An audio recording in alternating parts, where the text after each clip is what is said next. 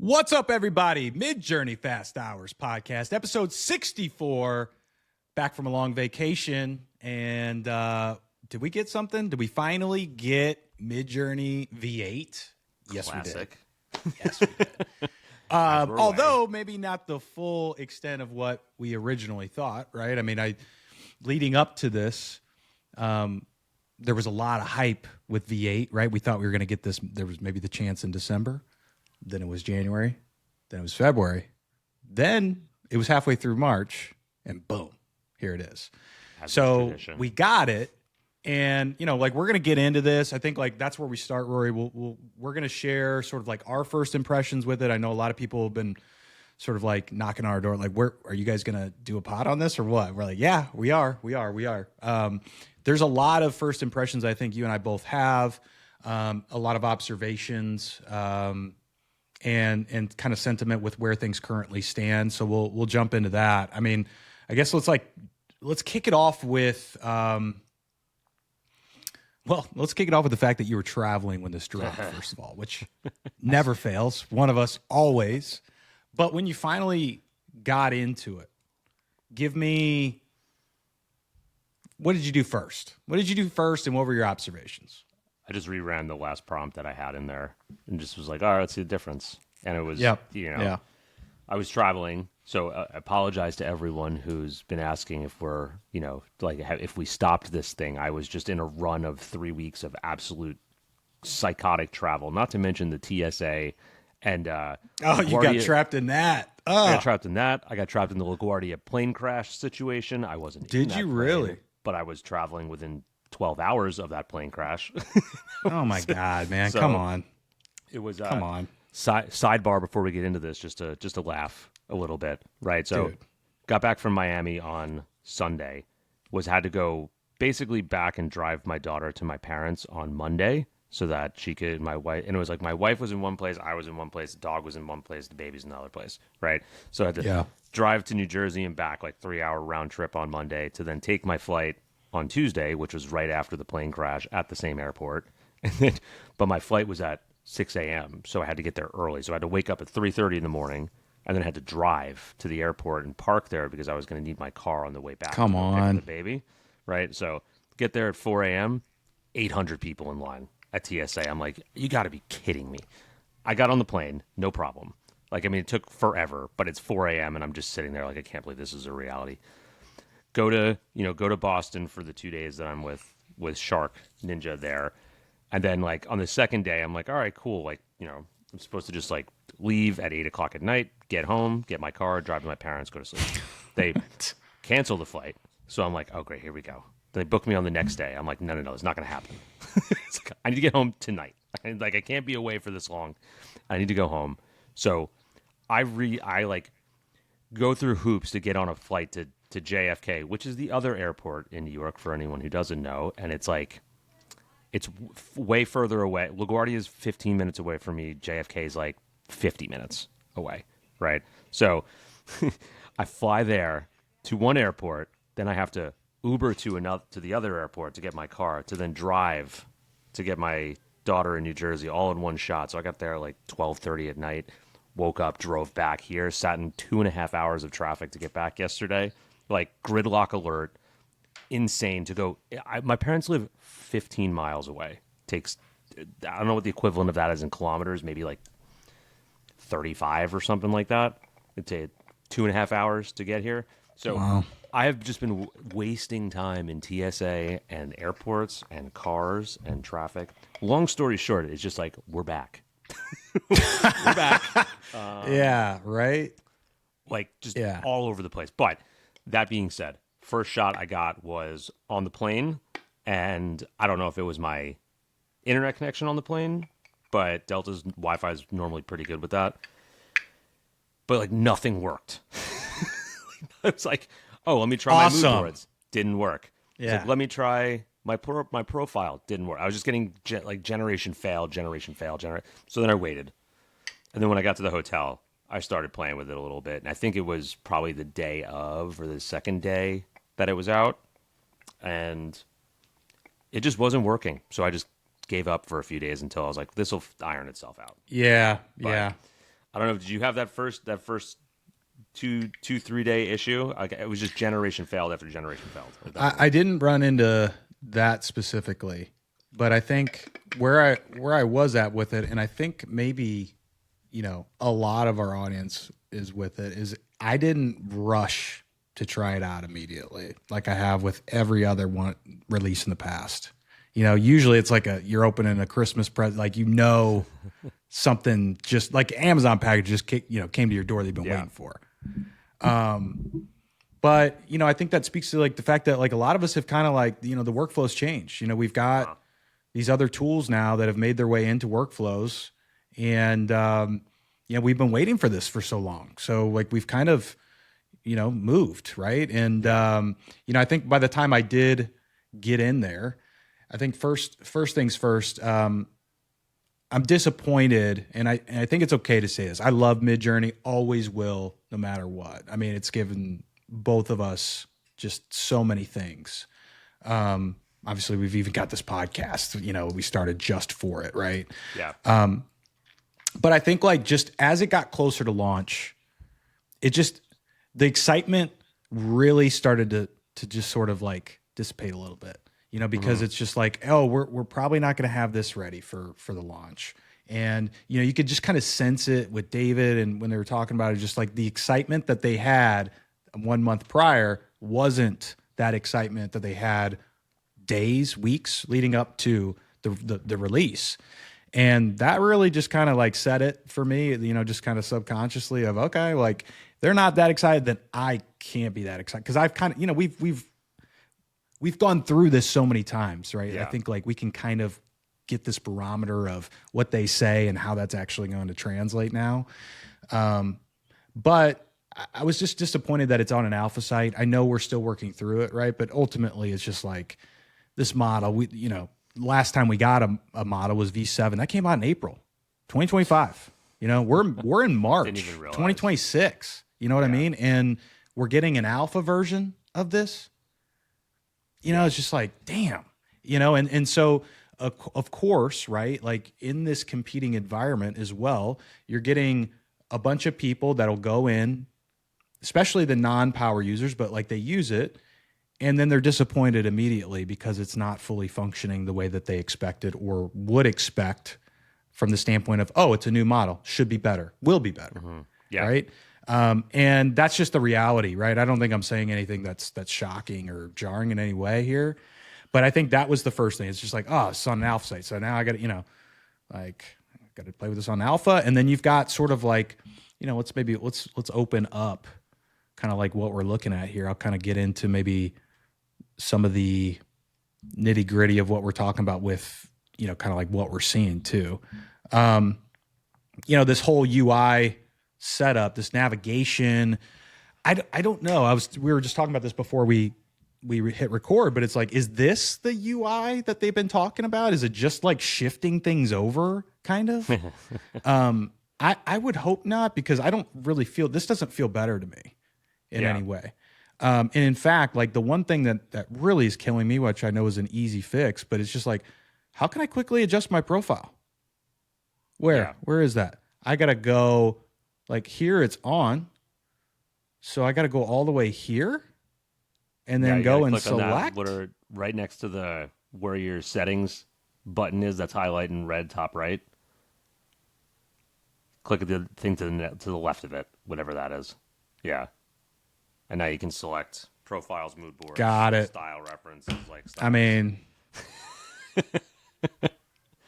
I liked this piece. Like this was better to me than having the drop down, the like profile drop down, and then always having to like, oh wait, is it clicked on? I don't think that was the right answer either, to be fair. This it doesn't, I don't know, just doesn't do anything for me. Like maybe that speaks to it. I've been in here a few times. Yeah. I didn't see it in here. Didn't see it here. I did click this, but maybe I just didn't browse long enough. Mm-hmm. And then it's just like, oh, okay, I guess I'm just using this right now. And this, it's just, I like that you have this here, but I don't know. That was one thing that stuck out to me immediately. There's, I think the model itself feels very volatile, right? Yes.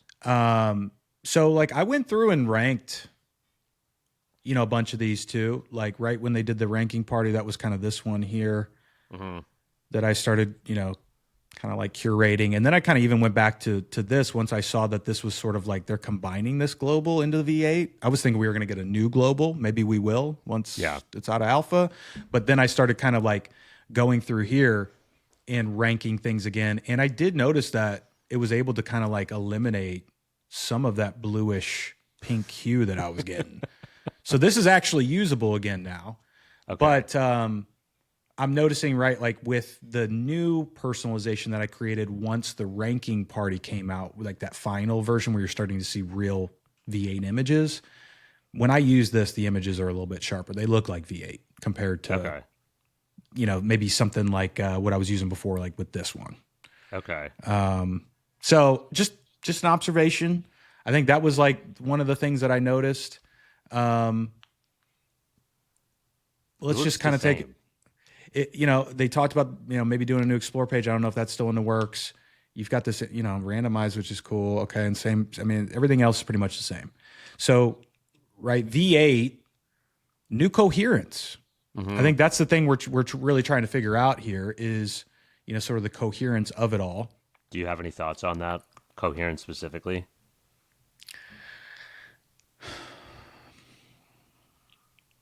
Because I've found it to be, it's more coherent.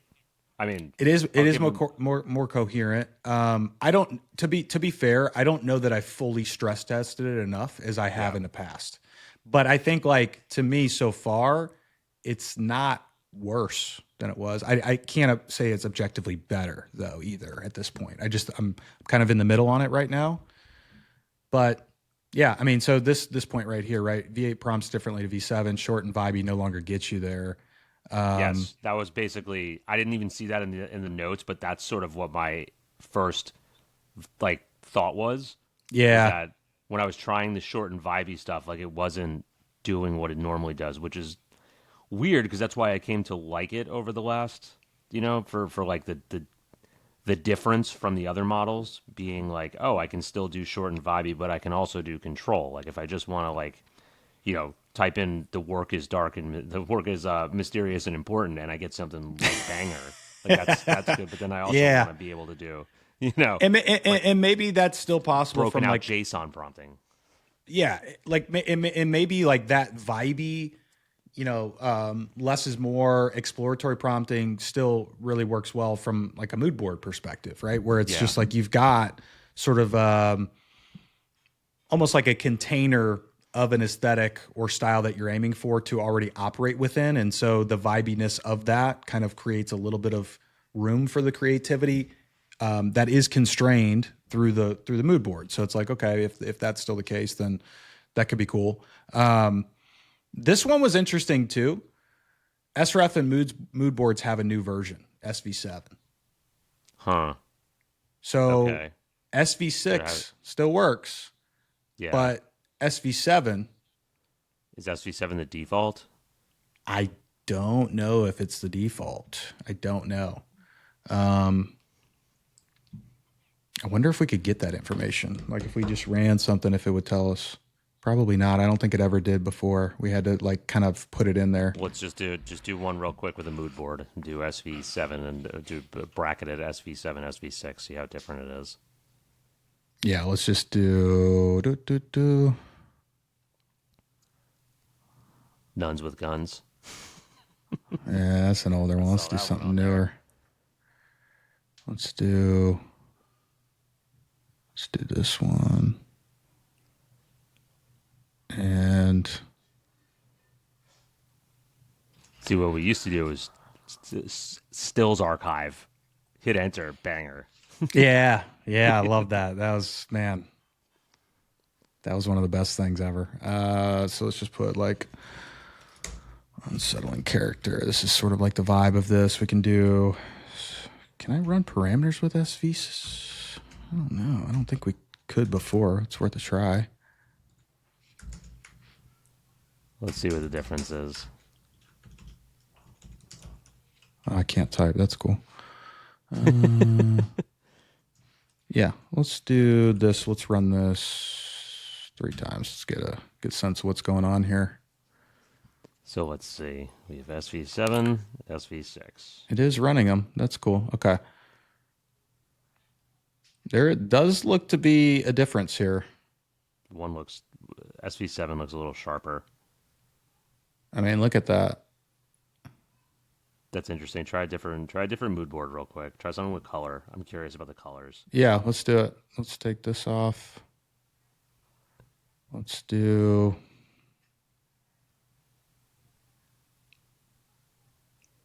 Because that was one thing I noticed, that the coherence thing, right? Like that was like just a sidebar while you're typing this out. Was I was using a mood board that's predominantly green and black, and typically it's such a strong mood board that it overrides everything I put in my prompt. And I kept hitting it. I'm like, why is this coming out blue? Because I'm just using an old prompt. I'm like, it should not be blue. And then I looked and like I mentioned something. I mentioned blue as like because it was an old prompt, and it was defaulting like the aesthetic to blue. I'm like, that's crazy. Like that never used to happen. Where it would just like actually like really listen like that, and the mood board wouldn't override it. But Yeah. that was one thing I didn't know. So I'm like, oh, it's way more like. Then I started playing with stuff like that with like little intricate things, and it was definitely listening to the little intricate things, but in a way that I hadn't really noticed before, if that makes sense. Give me some stuff. Try the work is mysterious and important. That should give us something.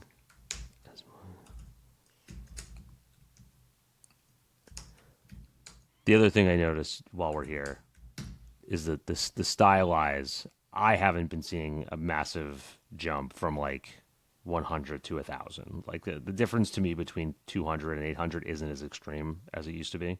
But so what do we got here? Yeah, I can see it. So these 3 would be SV6. These 3 would be SV7. There's definitely more depth. There's like more depth. There's shading, more contrast. Yeah. Dark, like the blacks are darker. Is it me or is it a little bit more unstable though? Like the other ones look a little bit cleaner. Yeah, let's see. So like that one, for example. Yeah, go back one more. Go back one more. Or maybe that wasn't that one. Like the stairs. Like this sort of thing. like, what is this? Yeah. It looks like a V3, 4. That's what I've been noticing with mood boards specifically. I should say that is that the mood boards seem a little bit unstable. That might be something that they're ironing out. Yeah. Like those are SV6, right? Like these are SV6. To me, that's looking a little bit more like composed, less weird hallucination in that. I mean, we're asking, this is a lot, but regardless, it's a cool. This is an older mood board. I want to let's try one more. Let's try one more. I think it'd be a good experiment to try one more here. So let's go here. Let's try something that feels newer. How about this? All right, so let's just put, let's do the same thing. And then I think let's also do something that is less ambiguous and dreamy and more matter of fact. Let's do,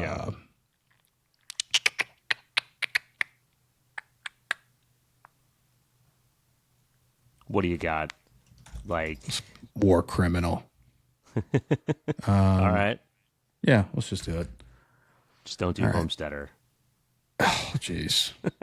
I mean, I think we're safe because we're on mine, but Yeah. Here we go. So let's do this. Let's run this twice. What else? Am I missing anything here before we run it? No. Let's do it. I don't think so. Were we trying to test SV there? Why is this? Oh, yes. There we go. See? All right, here we go. SV 6, 7. Rock and roll. All right, let's see. So that's SV7. Now these are all kind of like a little bit of motion, right? Like a little bit more lo-fi anyway. So just take that into consideration. All right, so let's see here.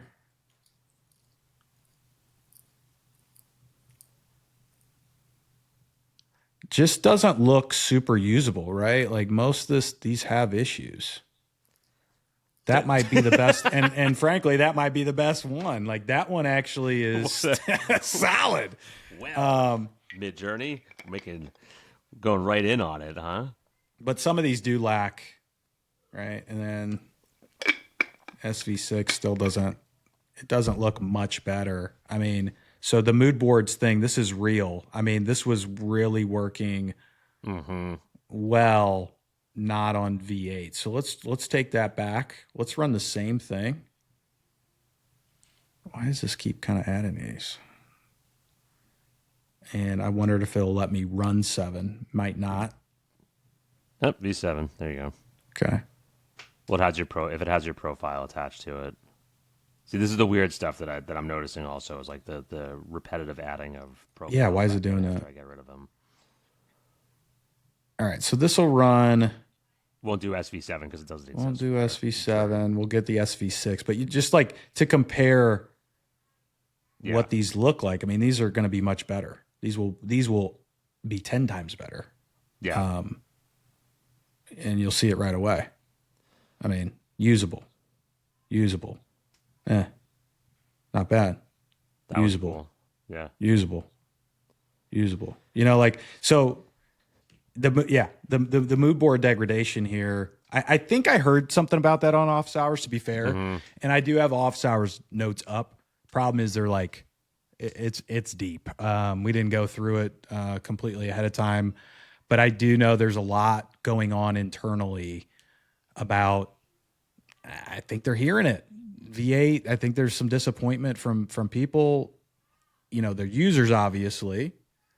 Also, I think probably some of the team is probably a little disappointed, kind of the way that things were released. Now, but so it sounds like mood board here. Try adding another mood board. I want to see if it's just me. On top? Yeah. Try doing multiple mood boards. Oh, okay. And I don't know if they said this in office hours or not, but I was getting it. This is where I was failing every single time, was adding 2 mood boards or more. Okay. Or adding a mood board and a style reference, or like all the fun things that I like to do. I mean, I could mix in this black and white version. This is kind of like a similar one to this, except black and white. So we could kind of mix that if we want. What are you wanting to see here? I just want to see if it generates for you, because I get failed creation for everything, and this might be in the office. I'm gonna run this on V7 so we can kind of get a baseline again, just like we did. So let's run that. Then I'm gonna do this with what we were doing before with 6 and 7 on V8. So that way we get the full comparison here. Okay. Yeah, see, I mean, like, annoying. It's just adding stuff. Annoying. And it's not actually running with it. Oh, it is. All right. Why Ridiculous. are yours... And this is what, like, why can't I do anything sometimes? And see, now I clicked out of them, submitted it ran without them, but now they're added back here again. Well, they're probably in like the... I don't know. I mean, it's just confusing to me, but like, again, I can't use multiple mood boards, and I don't know what that's Oh, about. you can't? No. Like, everything Really? fails. Yeah. When's the last time you tried that? Today. Oh, what the hell? Look, Interesting. Here, let's just pull it up. I'll just do mine real quick, just so before we get into that, just to show you that I'm not crazy here. Yeah. It'll probably work because we're doing this now. But here, let me show this real quick, and let's right. pivot to yours. So we ran the same experiment again. So again, at the top here, we're going to work our way down from the top here. This is V7 of these two mood boards combined. So let's go through these really quickly, right? Solid, really like it. Like we're getting really good stuff here, okay? And then let's just kind of like fast forward a little bit ahead. Now we're getting into the V8. This is SV7. It's not usable. It's like a totally different vibe. Like it's not. Wow, 9/11, huh? Did you see that? Go back. Jeez. That's the new World Trade Center. War criminal. Jeez. Yeah, like you know, I mean, just some of not these are usable cool. right now. Like the thing is, like some like the skull one. Like if you go back a couple, This not one that or one, this that one? one. Like, is it monumental? No. Is it kind of cool and vibey? Yeah, but like that. The other ones you were doing, I was seeing like every other one. I'm like, yeah, like that, like Yeah, that, like that. exactly. Once you get to- And you know, we spent a lot of time with those mood boards, you and me. You know, Yeah. like so. You know, if I'm going to use mood boards right now, I'm not going to be using V8. You know, Yeah. until further notice. Right, that's got to be fixed. So, all right, I think that wraps that piece up. Let's shift over to you. Let's show me if you're able to do this now. All right, let's just see. Let's just kind of test it out. So, let's just say I have I'll turn my profile off. Oh, these are cool, by the way. Yeah, this is just the work has missed. I ran this just base. Like I wanted to see the new model. I will give it credit. Like the one thing I'm noticing is that the V8 standard model with no personalization attached is definitely better aesthetically. Oh yeah. Than Okay. I haven't really tried much without the personalization, but like it's got way more. It's a word I'm looking for here. It's sort of got a lot more like character to it, and a lot more sort of. It's just more powerful. I mean, Yep. Granted, but like the whole thing is built is using your like here's all my failed generations. Like this is what I'm talking about. Like there's a million. I start going down, you just keep getting. Whereas when I start getting into everything was failed. But like again, going back to some of that stuff, like is this V8? Yeah, these are V8. But I was running some like V7, like this mood board, right? Like this looks. Yeah, I remember that mood board. Like I love this one with the intricate details, and then V8's like this. Ah, Like it's not yeah. it's not picking up the same way. Everything is sort of like funky. But Try your double mood board real quick while you're here. all right, let's see. And then So you know, let's just do like War Criminal. you know what, Rory, too. Like, okay, so far, right? We've been talking about sort of like the downside of V8 so far. Now there are good pieces of this too, right? Like, I mean, we can show some of the things that we've created so far with V8, and when it does get it right, it's noticeably better. It is noticeably better. I mean, there are just, you know, we'll kind of scroll through those things between you and me. I think there's a lot that we can kind of like pull out from an insightful standpoint of what we're seeing. I think the problem right now is the volatility with the model. You know, you get a banger and then the next one's complete shit, right? And so we've got to sort of close that gap. And then obviously like patch up these things like mood boards, right? Like where they're not only back at the level of what they were before, but I'd expect better, right? So how long is that going to take, you know? So why can't I use two mood boards like V8? Okay, so it's not letting you. Yeah, and now V7 runs like it does that, right? Like I don't get it. I don't understand why, and this has been. I don't think these mood boards are that crazy. Like I don't know why they hitting content moderation. Like I don't know. Let's try this. Let's try a different one. I'm wondering if this is like one of those scenarios. You remember last time, right? With when mood boards dropped, I was able to use two for whatever reason, and other people weren't. Yeah. Let's see. Maybe it's one of those situations because I don't know what else it could be.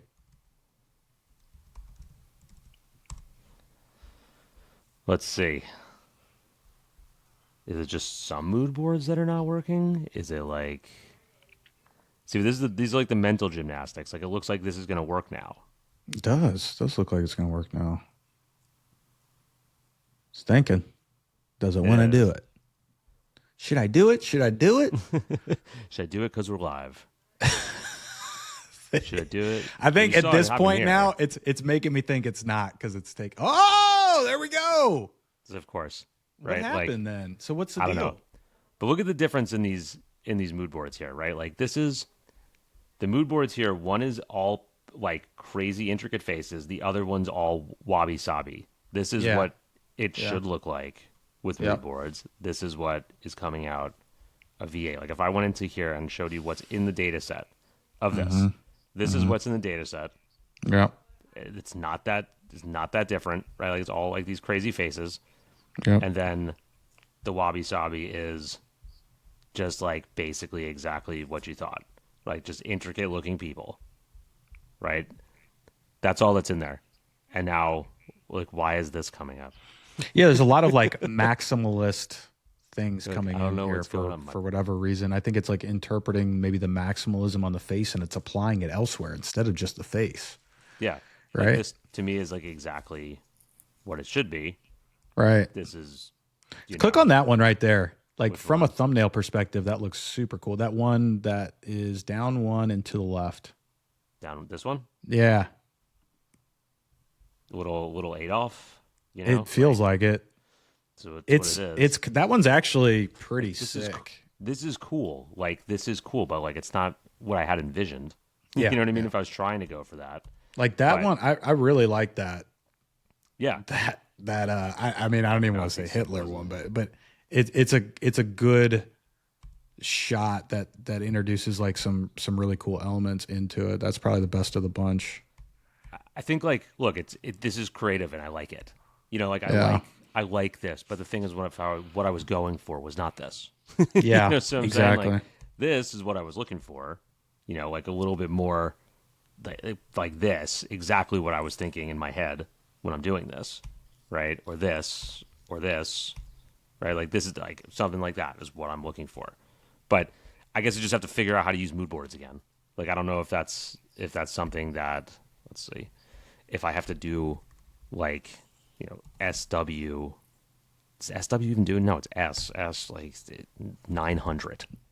Yeah, run a test on that too. Yeah, I mean, oh wait, crap. I just think mood boards are. I don't think they're broken, but they've got to be fixed or patched here. I know they know that. I think like I said, I think that came up on office hours, but so it's just some of your mood boards aren't working when combined. This is so weird. Then I don't mood board. It's adding ones that I don't want in there. Let's try this one more time. Where, all right, so it's working here, which is it's just weird, man. I don't get it. Like this is actually really cool, right? Like I like this. Like I like some of this stuff that it's pumping out. It's just not sort of functioning the way that. Yeah, probably just have to be. It probably comes down to text prompting. I mean, I was going to say maybe this is like, and I think this is definitely the case outside of mood boards, which kind of goes back to where this all started with us. Is you probably need to have some sort of prompt structure here. I think this has gotten if this model's coherence is even slightly less vibey, which I think we all agree it is.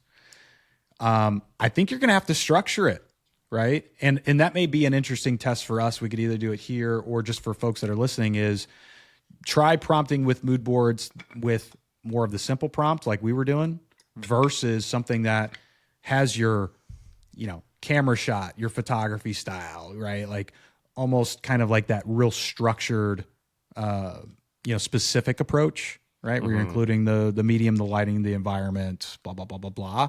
Seeing if that changes things, but I think in general that's the case. I also need to do more of the testing between standard and raw on this one. That could be, I mean, that change hasn't been really that drastic lately with the models, but perhaps with this one it could be. That's something worth testing. Yeah, like that's the one thing that the other thing that I'm interested in here is that let me take this one off. I'm just curious now. See how this is just like overriding all of the, like, this is what the design looks like, right? It's like a little bit extreme, maximalist, whatever. Yep. Because I'm writing 85 millimeter close-up portrait of a war criminal. Like it's definitely overriding the mood boards there. Like this is way less extreme visually than these are. And what is your stylize on those two? 900. I mean, so that technically 900. what we had been told, right? Stylize affects mood board strength. Yeah. When you're using a mood board. So Yeah, if that's cool, the right? case, that's interesting. My one other problem here is that like that one's actually legit. But also, Rory, with 85 mil, these should be super tacky sharp from a Right? That's portrait what I'm perspective. saying. Yeah, Yeah. And like this one, a little bit better, right? feels like it. Big drop off. Yeah, Yeah. So the other thing that I'm noticing a lot of is that like when I do this with, I know this isn't going to run for V7, so let me just do V8. HD, Q4. Let's see if it does it that way. Like I've been running stuff on Q4 because it's getting like way sharper. Let's do this. They got to get these. There you go. That's the biggest pain in the ass there is right now.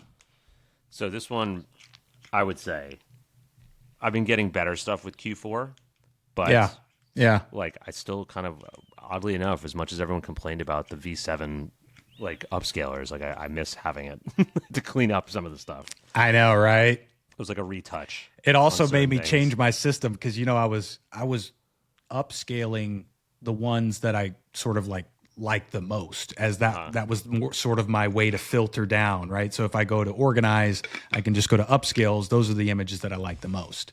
Yeah. Now, with that not being an option, I had to go back to like favoriting and liking as I guess the filter, Like the other thing I was saying was basically like, but while this is rendering, I was saying like this is stylized 900, and then if we go back to 150, like is there that big of a difference here? It's not that. I mean, like it's not that crazy. I mean, it doesn't feel that crazy. Doesn't. Jump. Doesn't feel there's a difference, but it doesn't feel like a 150 to 900 difference. Yeah. Which then, that could also, like if I'm putting myself in Midjourney's shoes too, I think at this point, like they could make a lot of things. You could eliminate some decisions or make them a little bit more consolidated. And without thinking about that for an extended period of time, I don't know if there's a pure, like if the pros outweigh the cons, because some people really like having all of this spectrum to work with. Yeah. But if the reality is the spectrum isn't that wide, if the spectrum doesn't really feel like a 0 to 1,000 difference, like that feels in theory like a big difference. But when we're running this, it's not much of a difference. Can you pare that down to, 3 different stop points, right? Instead of like this whole slider and just pretending like there's this big difference, Yeah. Like I think there's, you can definitely tell the difference between Q2 and Q4. Like there's definitely a lot more going on here. Yeah, click into those Q4 ones, and because you ran HD with these too. Yeah, Q4 and HD. I mean, like this will give us some good insight here of like if you're really pushing the maximum value, does it work like we would expect it to work right now? I don't think so, even though that looks better compared to some of these other V8 images that you and I have created without mood boards. I would say like I've seen way sharper, way more realistic, blah blah blah, but. Because like it's not, like I said, it's sort of like unpredictable right now. Yeah, and it's all because we like the mood boards, right? Like I really liked the mood boards that I created. I use them for a lot of different things. But we can probably get into this a lot deeper. I would say that to me, my overall reaction to it is cool. Happy it's there. I mean, once it stabilizes, I'll have a better opinion on it. But to me, it's just sort of like, okay, like we need to get the stabilization. Yeah, we need to get all of the features introduced and working at not only a stable level but an ideal quality level. And then I think just the reality is where it's like,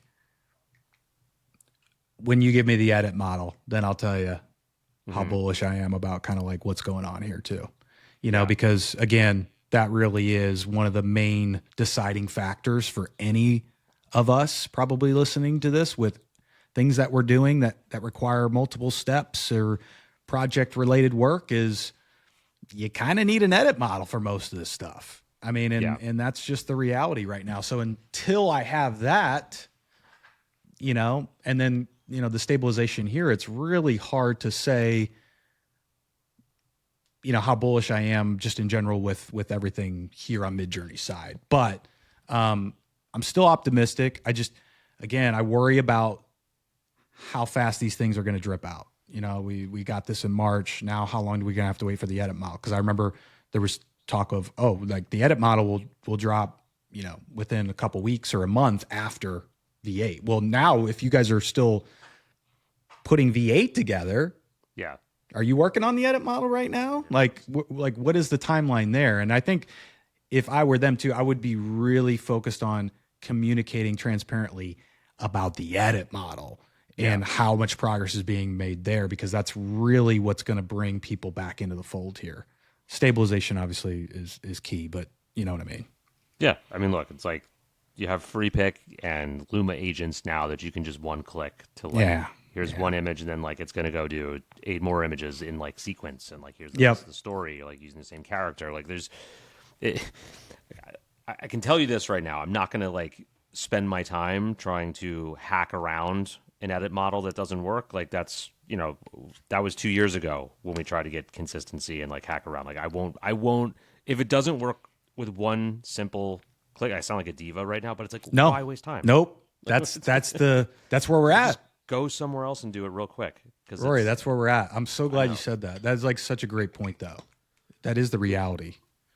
I mean, and again, I think that's kind of the reality with this space being so crowded. And when I say space, I'm going beyond just static images. I'm talking about sort of the whole visual AI. But it's just these tools, these updates, they drop so often. You got to make a great first impression. I mean, you can't really, at this point, be dropping something, having somebody try it and be disappointed and expect them to come back. Yeah. I mean, especially something that they've been waiting for and anticipating. And that's why I think with that edit model, dude, that's such a great point. You need to nail that out the gate. Don't do it like this alpha version. Yeah, we want to get it out, play with it, and then get your feedback, and we're going to keep improving it. I don't think that's the playbook to run there. I just, my opinion, but I would not do that. Well, the other thing is I hate to say this, but I saw a post of someone on X the other day that was this is how it's always been. New model drops with Midjourney, and we all don't like it, and then we all have to spend time, and the people who really spend time will figure it out, and they'll figure out the prompting style. It's totally different. I'm like, yeah, but that's when there was nothing else. You know what I mean? That's when there wasn't another option, and it was yeah.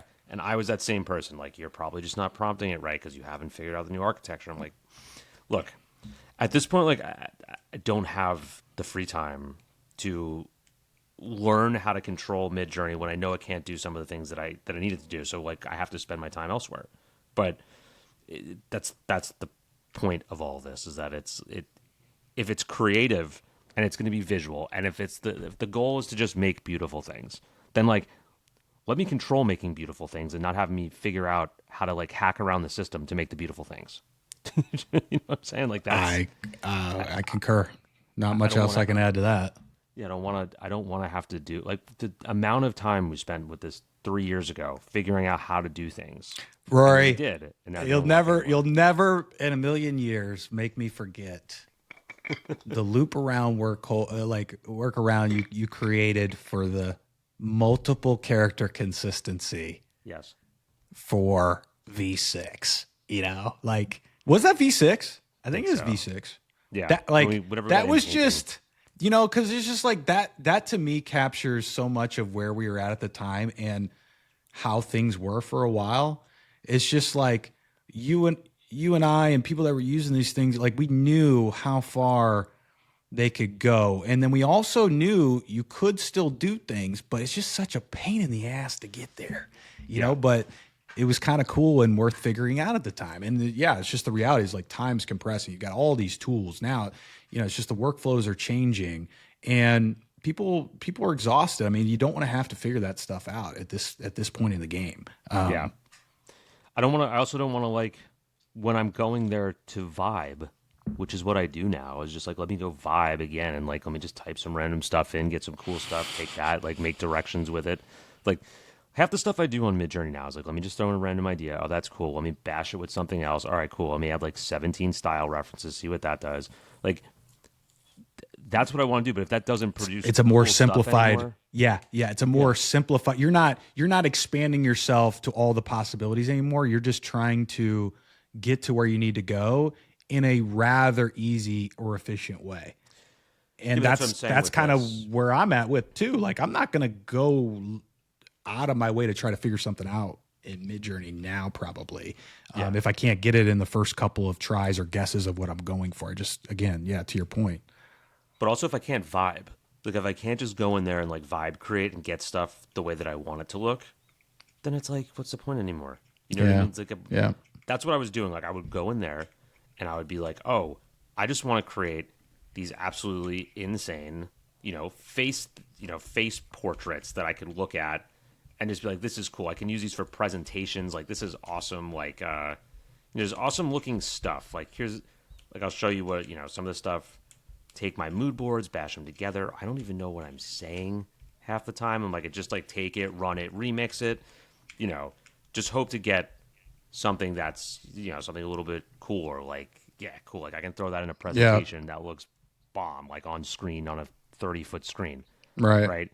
Or if I'm going and just like, where's the rabbit hole of the wabi sabi guys? I'm like, oh, I can take these into Nano and then just like turn this whole character into like something really awesome. But that's doing this stuff. I'm like, I'm just hitting the button, go, go, go, smash this mood board, change the parameters. Like I know what it's going to give me, and like I want to get something that looks like that. And it's like, that's awesome. Like I want to get something that looks like this. That's awesome. That makes is me that feel good. that last one, not the last, the one before that. This one? Yeah, that V8 or V7? V7. These are all V7. Okay. Yeah. So like that, I'm like, oh, let me test the new Niji on some of these things that I like. Also, let me just throw Niji in there, see how that performs, right? And it's like, oh, that's cool. It works. It gives me something super unique and awesome. Like this is just one session of me like vibing, but if I can't control it like this, like, and not control me, like if I can't predict somewhat of the outcome to get it there, then kind of like, well, like, this is what I wanted to do. I just wanted to go and create like explosion. Explosion of stuff and test it a million different ways. But if I'm trying to figure out how to get to that point now where it's like, all right, this isn't working, these two mood boards don't work, I can't use two mood boards, why can't I use a style reference with that? Do I have to use SV6 or SV7? Like there's so many barriers to me going to actually do it. Then it's like, all right, well, I hope this works. That's sort of where I'm at. It was just like there's one other thing on V8 right now anyway that I'm noticed, and I'm sure you have too, and then we can kind of pivot from here. But like going through some of these things, you'll get some that feel like perfectly focused, and then others that aren't. Yeah. And it's kind of an interesting mix because like the ones that aren't do also kind of feel very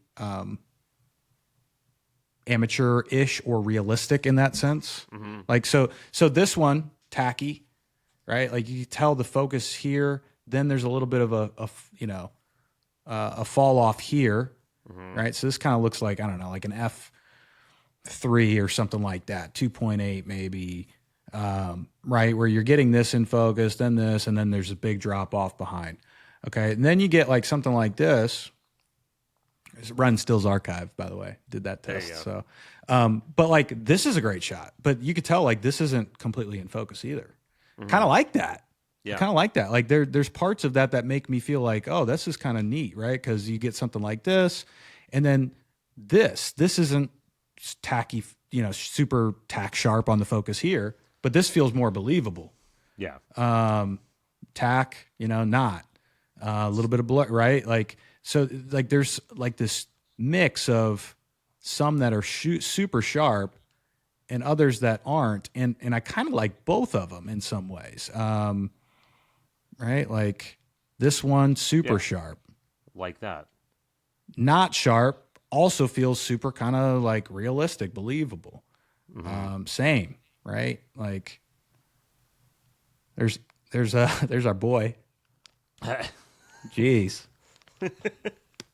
It's but like that, like I love that one because that's not familiar, like that's not a familiar composition that you would get out of any other tool. Yeah. Like, you'd never get that close up crop at the shoulders down in the bottom left corner unless you like engineered a prompt. Very like, true. Very true. JSON Yeah, you were style. factoring in the negative space, rule of thirds, which we didn't prompt for. Again,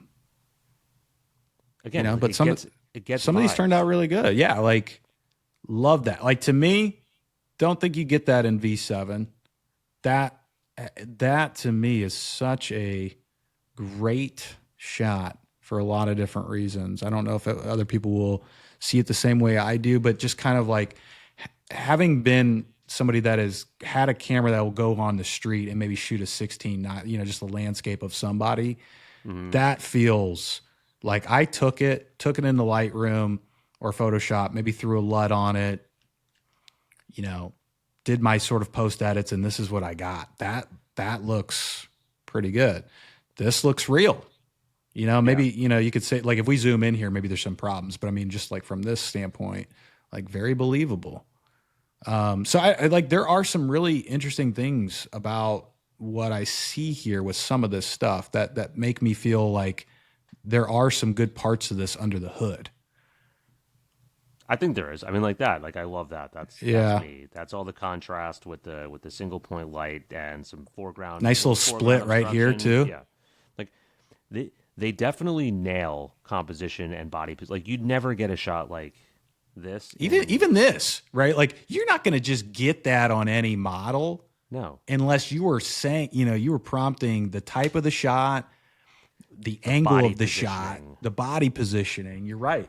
Like it never, like, for all I love Nano, right? The amount of effort I have to put into a prompt to get like someone, like even this, just like because the spacing is non-symmetrical, meaning like he's off-centered a little bit to the left. There's not a lot of negative space on the top. It's cropping out his beard on the bottom. Like he doesn't want to do that. And his head is angled at the right direction, right? Like to look real, not like posed. His eyes aren't focused right at the camera.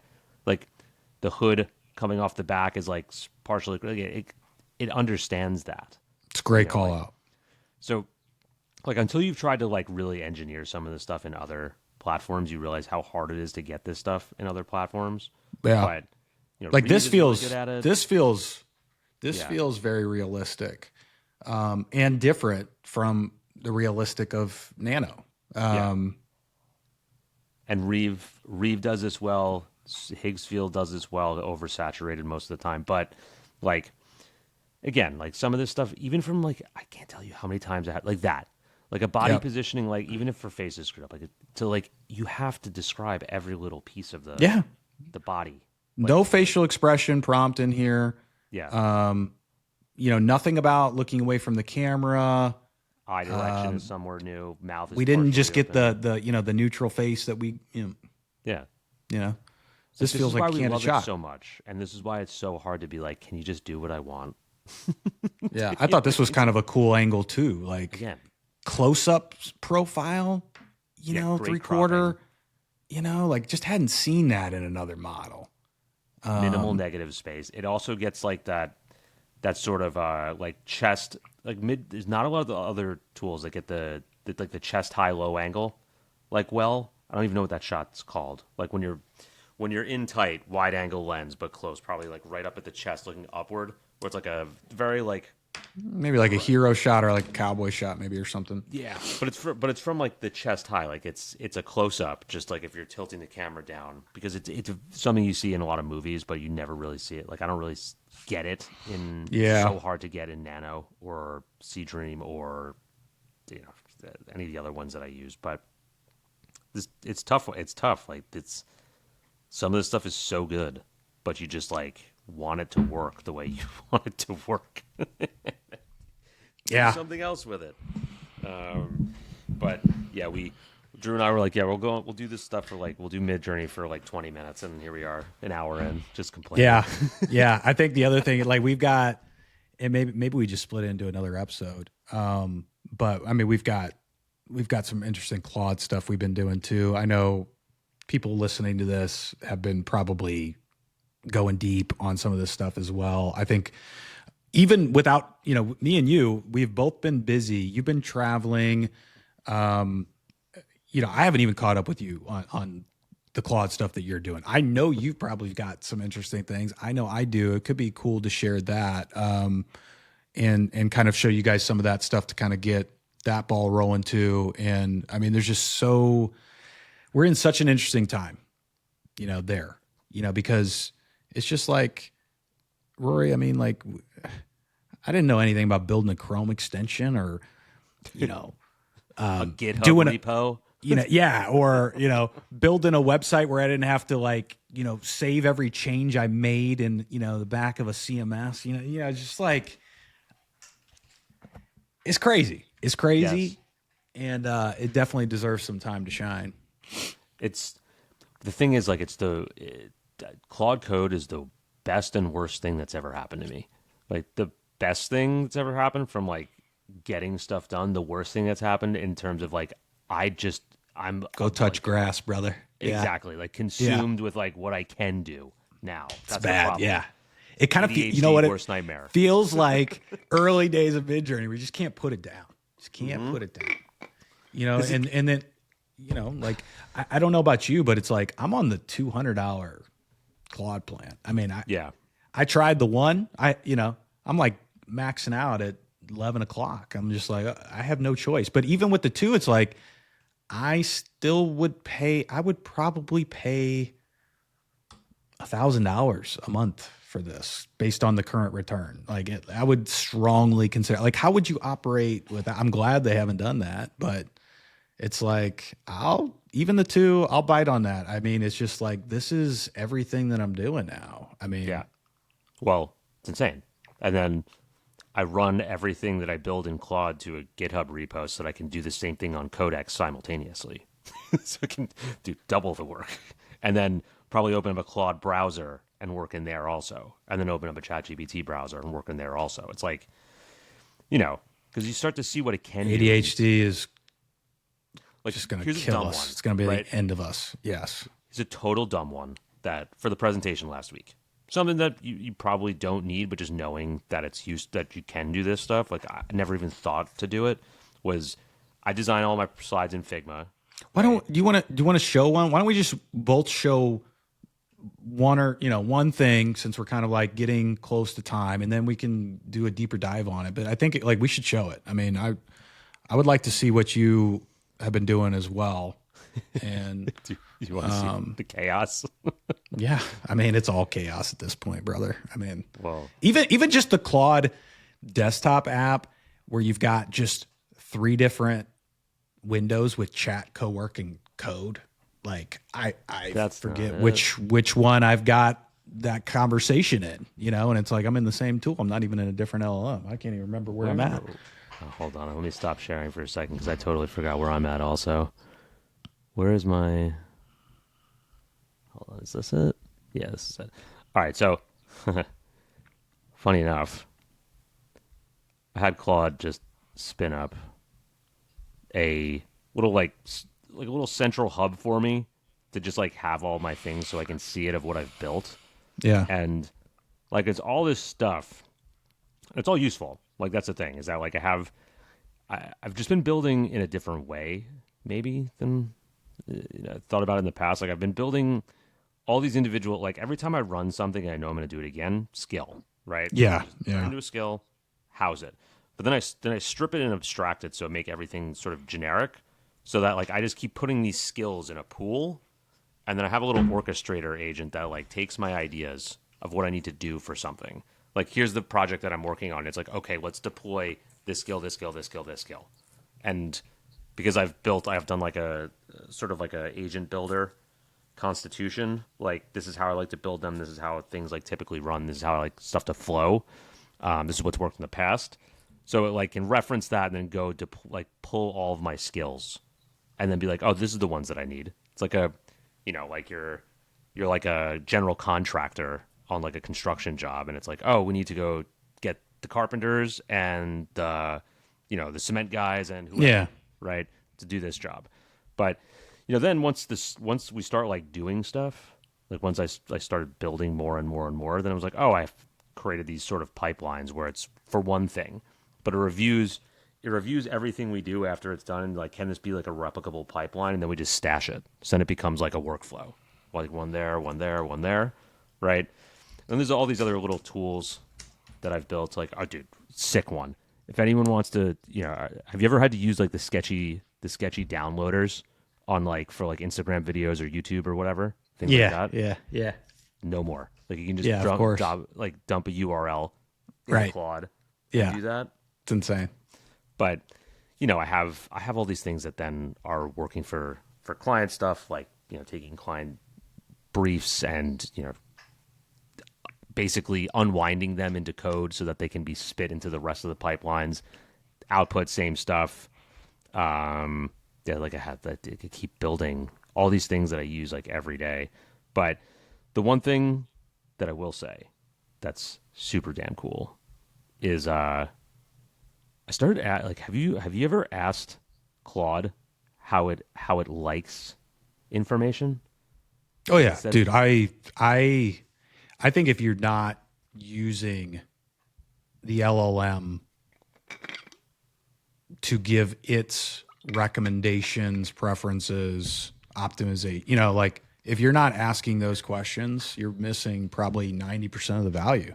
Yeah. Like, I mean, any skill that I even consider adding now, I have a comb through, audit all my existing skills. Does this overlap, contradict, or is it objectively better than the current skill that I have for this? Rate them on a scale of 0 to 10 based on quality, optimization of the skill, blah, blah, blah, on a scale of 1 to 10, which is better objectively. I love using objectively. Yeah. I'm not looking for opinions here. I wanted to use, data, hard facts, so then it's like, okay. And then, like there's also a nice little strategy I have where it's like, if I'm building anything, that is useful and maybe let's just say it's a skill and I download it and I run it through an audit and it's like, this skill is like a 6. Mm-hmm. It's like, oh, well, what would bring this to a 10, right? And then like, let's just build that, right? Yeah. And then I'm just going to build my own skill, because because obviously like you can give it all the information on GitHub of what's in the file. So it can go and do that. I'm actually surprised that there are so many bad skills out there. And I did a post on this on LinkedIn this week where it's just like, you need to audit the skills that you have, because like one of my first things that I did when I was getting started with this is I was just like adding skills. I'm just like, oh, okay. Like the more skills, like these specific things I add, probably the better. I'll just kind of figure it out. But then, you get to a point where you're just like, I should probably check on this. Mm-hmm. And, that's where you really get into this interesting, thing there. I mean, and then the other, like, just, I use that whole LLM asking thing, like to your point, and I know you're doing this, I'm not preaching to you, but I would say if you're not doing this, you're missing a bunch, right? Because it's even like I had all my user preferences or the custom instructions built out really deep. And it's like, nah, man, you've already got all of that in your Claude MD. It's better there. This is what you should actually have. And you've got duplicates. This one actually isn't even doing anything. You should delete that, right? Because you only have so many characters to fit in. So I mean, it's just like that whole quality check with anything I'm doing is happening with the LLM directly. I know you're using it that way. I'm just saying, like, if you're not, that is one of the biggest piece of advice that I could give you, like when it comes to that. And I don't know, man, it's just fascinating. I think like probably the coolest thing I'm creating right now that feels like it's getting close to being done is probably like I'm calling it the ghost system. Uh-huh. So it's basically like a writing operating system, because I'm tired of the AI writing. Yeah. And people don't even know, but they're still publishing stuff. I can tell. I've been in content my entire marketing life. I love to write. My original major was journalism. I read, right? I just see patterns. I see patterns. And so it got me thinking. I was like, it's this. Right. So that was like one of the first patterns. And then I was, then I just kept digging. I was like, what other things am I noticing here? I start collecting all these ideas, right? And it's just like, yeah, it's instead of like, like I need to be thinking about these as patterns to weigh against, right? And then if I can basically, codify or call these patterns by name and provide examples, and I've got those things. And then like that's one part of this Go system is essentially what it does is allows me to write with my voice or any other voice profile that I've built. And so that's a whole nother layer of this, because the voice profile, that takes a lot of optimization. You can feed it posts and stuff, but that's like one part. That will do something. It's not going to fix the AI writing. So it's like, I went through, I created like this 22 layers of a voice profile that I've created for myself, and then also other people that I like to write. So I can also call on these other voice profiles, weighs against the patterns. It basically has its own self loop and audit, that it goes through checking against. I've got hooks. I've got templated architecture of posts. It runs this pre-flight checklist, right? Like it goes through all this and basically just allows me to basically copy and paste, at this point. And that's where I'm trying to get, because that's such a big problem for anybody. And I'm interested enough to kind of pursue it. And I've almost got it there. So that's like the one I'm excited about the most, because like even all the things that I've done, I've seen other people try to do this. And again, I'll run that same experiment with the LLM. I'll say, here's everything they've got. Here's their file. You got mine. Without bias, right? Go through, grade each. Why is one better than the other? What are the strengths? What are the weaknesses? Is there anything I could steal from this that would objectively make mine better? Is there anything I should add, subtract, change based off? Like blah, blah, blah. So I'm using all this information to weigh against each other. So that one's really cool. I think like if I were to show something that's probably more finished, like I just spun up basically like a Calendly replacement in a day. Yeah, I pay $12 a month, tired of doing that.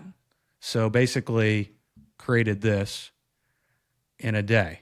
So I've got all of this, and I've got I created this really cool, I just call it Perch. Got this bird that flies down, right? Like goes to wherever I want. Like, and then I can just click this, it's got my calendar in there. That's and wonderful. Boom, fill this out, done. Checked it, went through the APIs, the authorization, works.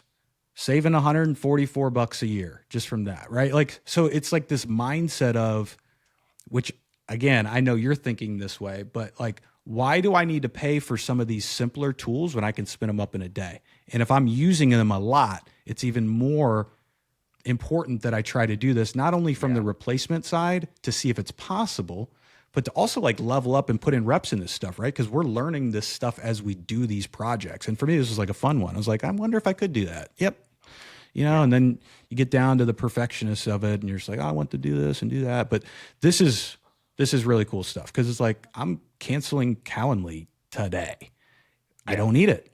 And somebody's like, well, what if you run into, you got an error, and it's like, well, I don't have to submit a ticket then. This is running the same API. I could just fix it in 2 seconds, right? Like, yes, this is the worst AI is going to be right now. I mean, I can just feed this to Claude and say something's not working. It fixes it in 2 minutes. What are we talking about? So it's interesting because people are like, why aren't you building like a UX UI around what you're doing? And I'm like, I don't have time to screw with visual design. I just want everything running on folders and it runs exactly the way that it should. Like that's I'm just like, some of these tools and pipelines and agents and like workflow automations that have built for Claude. It's like, yeah, it'd be so cool to see that in a website wrapper. I'm like, I don't need it in a website wrapper. I just need it to just go.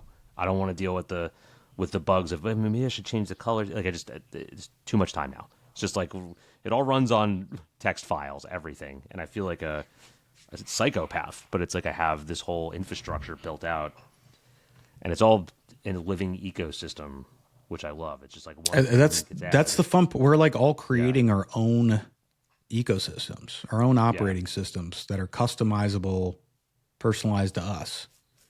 And I do it for like all these jobs, like for the work that I'm doing, and it just keeps like self-optimizing and getting better to where I don't have to do all.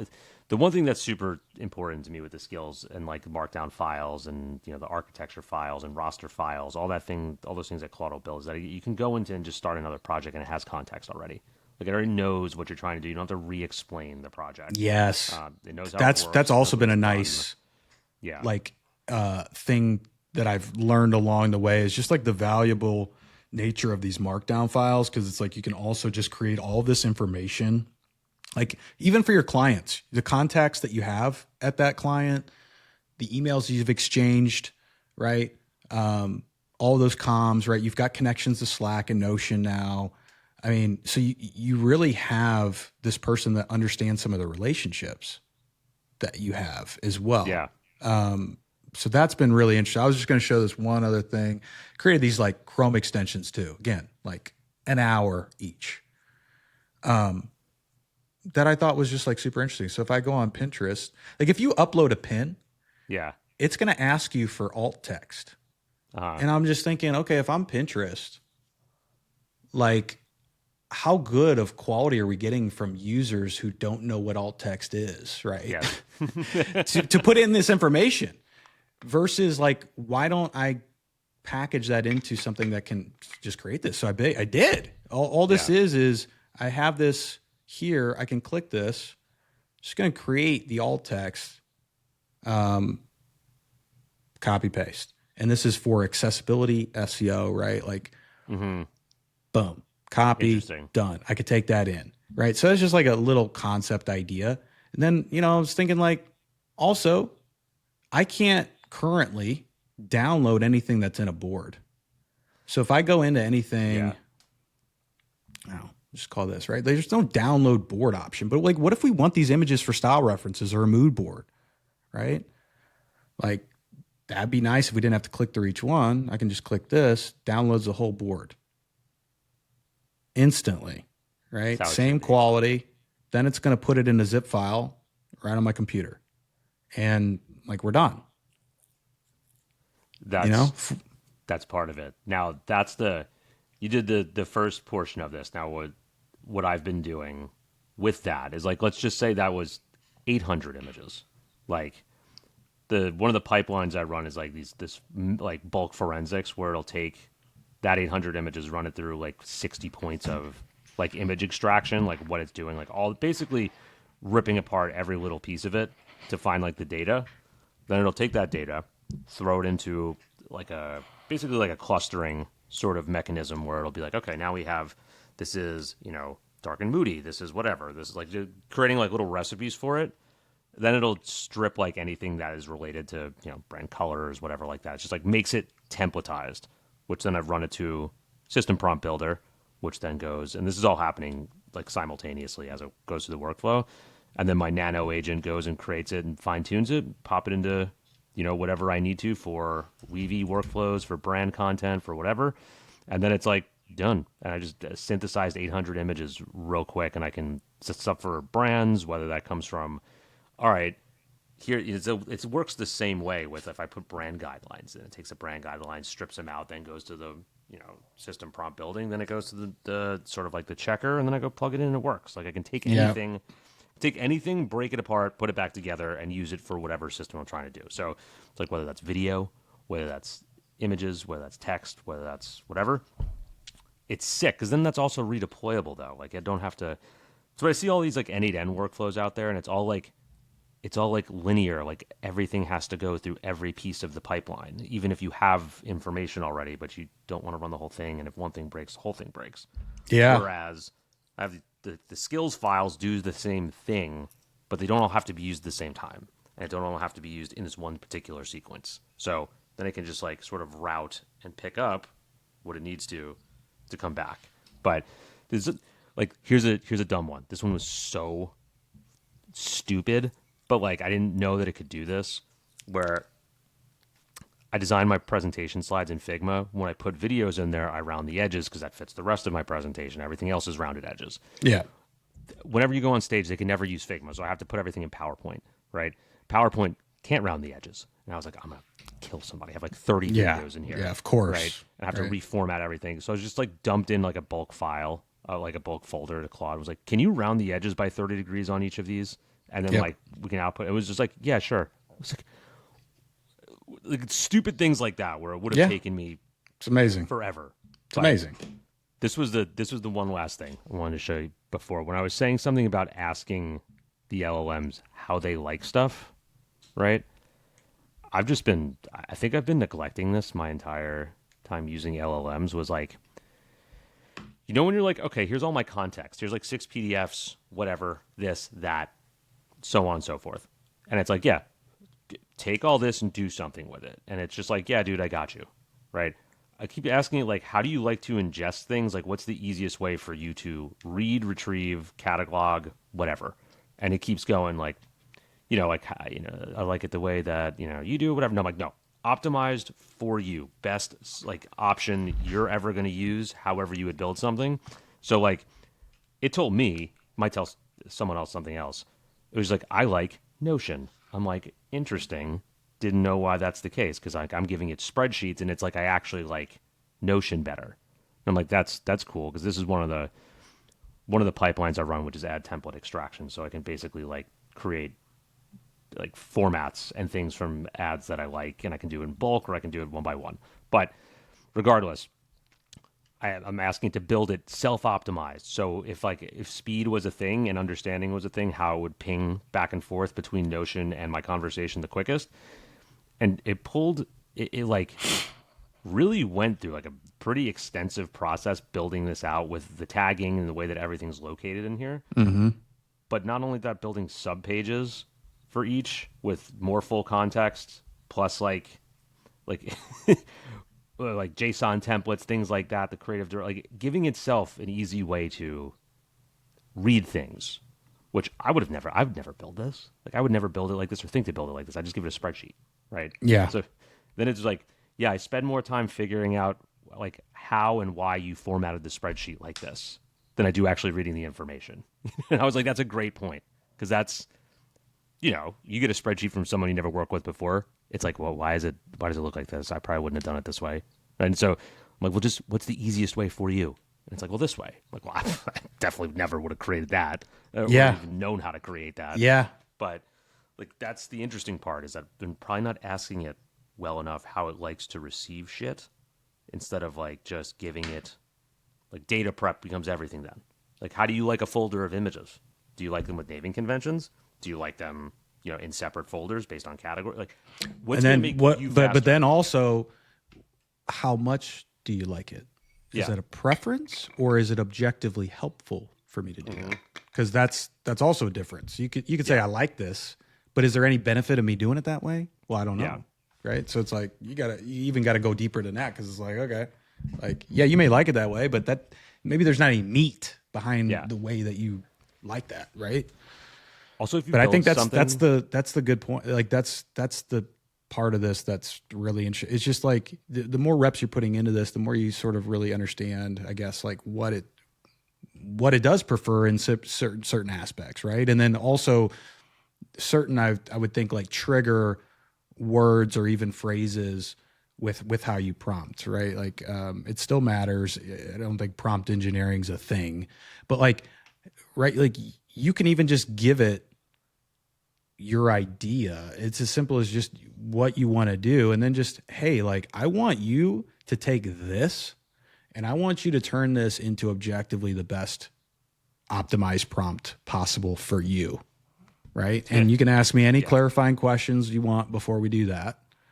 And then feed it back to me. Right. And then that like prompt is going to 10x whatever the fuck you were going to put in, you know? So it's just, I think that iterative component and kind of like that's been sort of like the theme that we've been talking about through here is don't sleep on that. Don't sleep on that at all. It's so like this is where the craziness goes. It's like Claude psychosis because it also goes in like once you get there, it's like I built what I want. Yeah. It's like, but we could also do this. It like Right. whispers in your ear, and I'm like, don't tell me that, dude. I don't want you to tell me that we can do Yeah. more, because I will do more. Yeah. Like, stop being so objectively, you like that use of that word, persuasive, because I know you're doing it to get me to spend more tokens, but it is also like addicting, where I'm like, I do just want to, yes, I do want to do more. Yes, I could make this better. Yes, I know that's not the end of the rabbit hole. But it's just like a little whisper. It's like, everything you've built here today was great. And then it's like, drop at the bottom, let me know if you want to really blow this out like tomorrow or something like that. Say that at the bottom. I'm like, don't do that. Of course I do. Don't tease me like Dummy. that. Yeah. Like, I've noticed ChatGPT does that now. ChatGPT 5.4. It drops like hooks at the end. You know, it'll drop like hook at the end of your message. Like, it's like, that was really cool, but there's 2 other things that would be really cool. And you're like, why? I was doing car research on it the other day, and it was like, yes, this meets all your specifications, but there's also 2 other cars that meet your specifications. Would you like to continue? I was like, you're hooking me to spend more tokens right now? Yeah. Like, that's I'm in marketing. I know what you're doing. Did I push? Yes, 100%. But did I know what you were doing? Yes, also. So they're just manipulating us. It's like They are. It's just funny. They were like, just watch all these dumb monkeys just like, keep pushing the button, and we'll just, act like we're doing something and we're not. Right. Yeah. It's like That's making right. it overly complex for them, and then they'll have to go unwind the spider web. Yep. I hate, like, there are times where it's like, I'm just, yes, this is ready to push. Okay, push. Oh, nope, getting an error. Oh, okay. Push. Oh, nope, still getting this error. Yeah. It's like, no, I need you, before you tell me to push anything, there needs to be a self-audit loop that you're doing.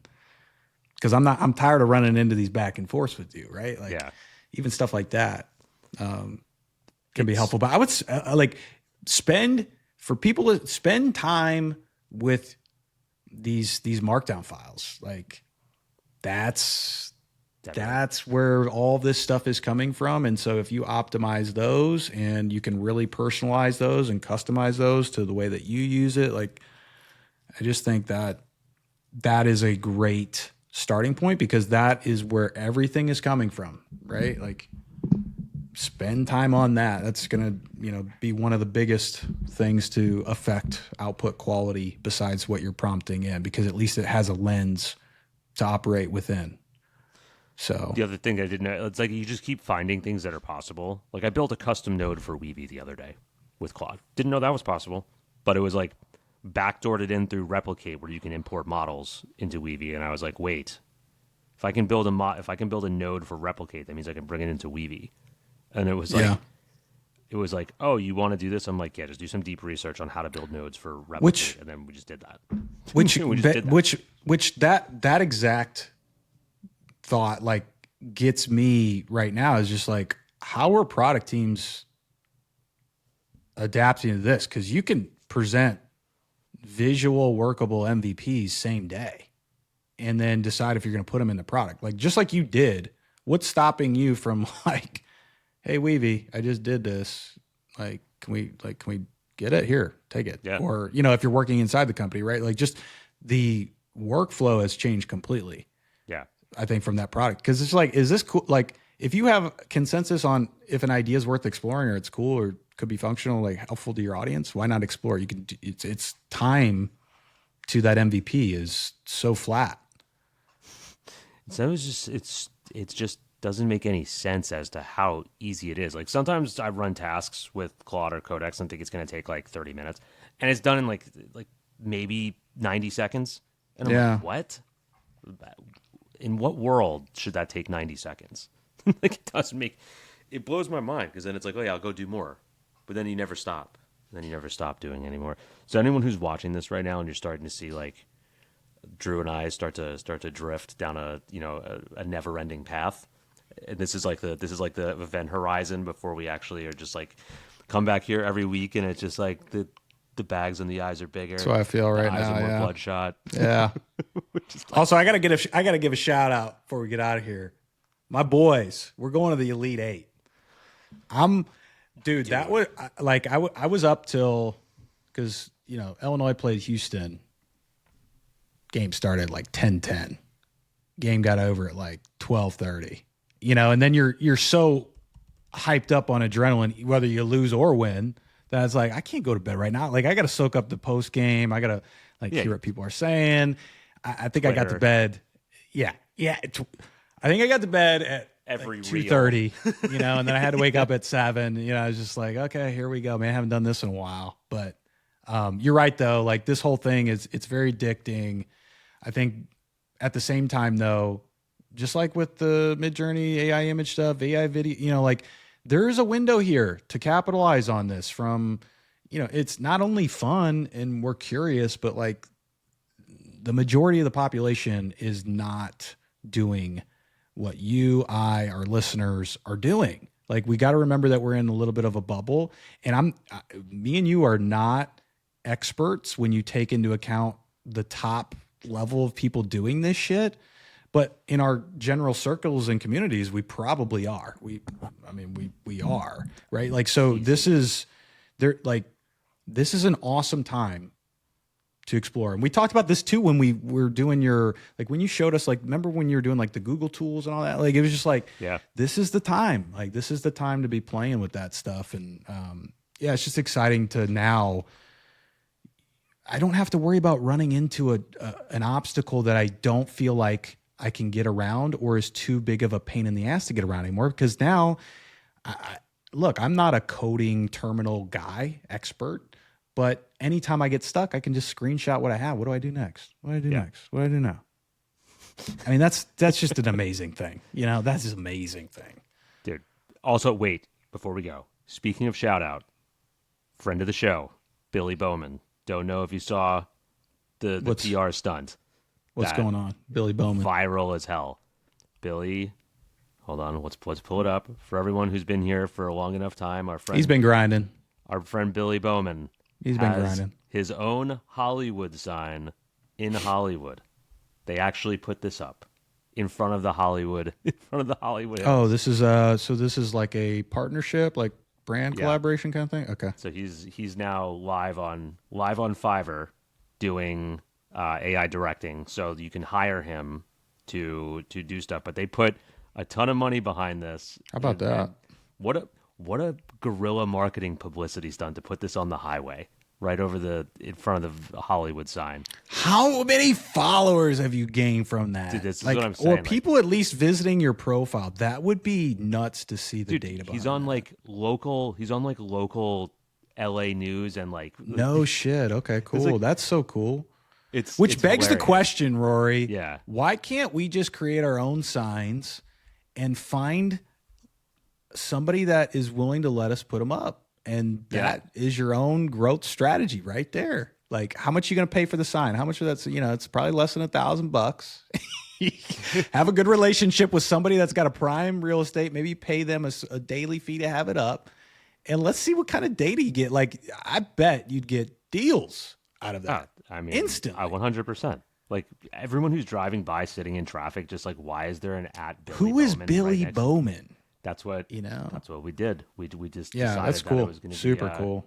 I made like a picture of a girl holding a sign up in front of the Hollywood Hills, like, who TF is Billy Bowman? Send it to him. It's like, you need stuff like this, dude. For the that's campaign, awesome. For the Billy that's campaign. Awesome, man. But figured we had to shout out friend of the show, friend of the one of the original. Might have been the first guest.